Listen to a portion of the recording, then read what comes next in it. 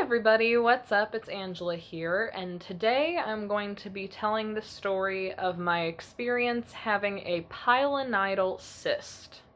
I mentioned in one of my previous videos that in October of 2018 I got a pilonidal cyst, and the one hint that I gave you about where the cyst was on my body was that I thought I was experiencing pain in my tailbone. So yes, I had a cyst basically at the very top of my butt crack. You can imagine it was very painful to sit down. But not just that, like it wasn't just painful to sit down, like it was painful to walk, and it was painful to lay down to sleep. Like even if I was laying on my stomach, like I was still in so much pain. Now, I keep a journal, and because this experience was so traumatic for me, not to sound over dramatic, but it was a traumatic experience, I wrote down my experience with this whole cyst situation in my journal. So that's how I remember things from what happened.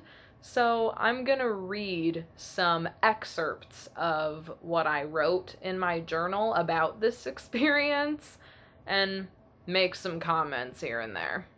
I have my journal right here. Yes, Deathly Hallows symbol. I'm a big fan of Harry Potter.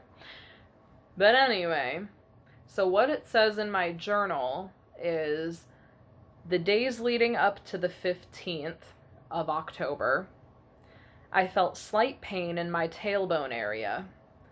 Early on the 15th, I woke up and couldn't go back to sleep from the pain. I do remember that. The morning that I decided to finally go to the doctor because I was in so much pain was the 15th. And I remember I woke up at like 4 something in the morning and I couldn't go back to sleep because it hurt so much. I went to a doctor and she said I had an abscess at the top of my butt crack. And like an abscess, like it basically means a boil or something. Like she didn't know yet that it was an actual cyst.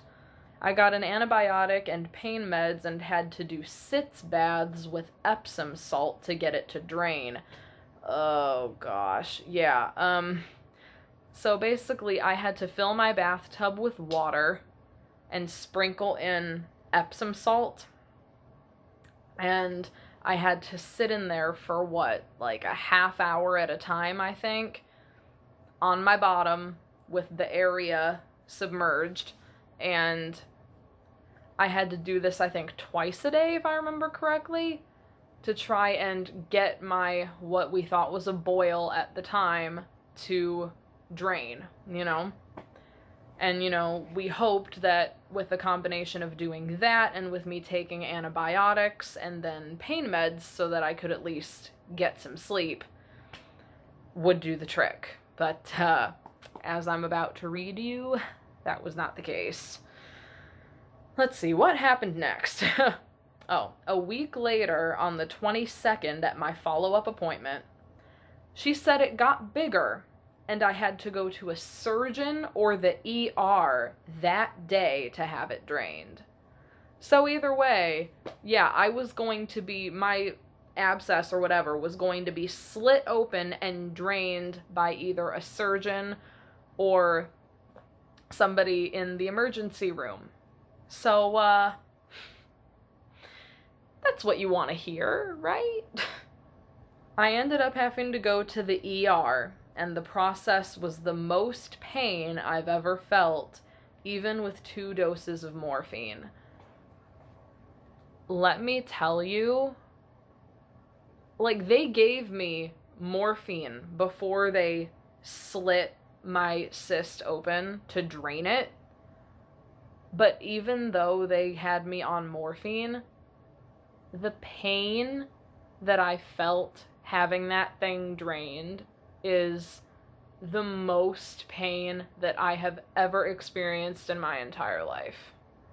It was awful. Like, the entire draining process in that emergency room, I was sobbing. Like, I was crying out loud because I couldn't help it. It was so painful. Now, it was the day that I got my cyst drained at the ER that I found out this wasn't just like a boil or something. This was a pilonidal cyst. So, after being drained, what was left wasn't just gonna go away and never come back. What is always going to be left there is like the pocket that all the liquid and bacteria and stuff was in. What I wrote here in my journal says the 30th of October, I had an appointment with a general surgeon to talk about the possibility of removing the pocket still under my skin. Because technically, with that kind of stuff, like, unless you remove the pocket, then there's always a slight possibility that that pocket could fill up and need to be drained again. He said, the general surgeon, I shouldn't need surgery. He said because of how young I am and how minor it was to begin with. Apparently mine was minor. Like, it wasn't even something that, like, it could have been even bigger and it could have gotten much worse. So basically, it's a relief that we caught this when we did, because otherwise it would have been a lot worse, apparently. And I had a follow-up with him on December 4th to make sure things still look good. And I went to that appointment on December 4th, hoping that he would take a look at it and still tell me that I'm not gonna need surgery, it should be fine. And that's exactly what he said. He said it looks perfectly fine down there. The chances of it filling back up and needing draining again are pretty slim. And he said that if it still hasn't happened by the time I reach age 30, I think he said I shouldn't have to worry about it ever happening again. So that's great. Alright, that's it for this video, you guys. Thank you so much for watching. If you enjoyed it, feel free to give it a thumbs up and comment down below. Don't forget to subscribe and push the bell notification if you want to stay updated on my life.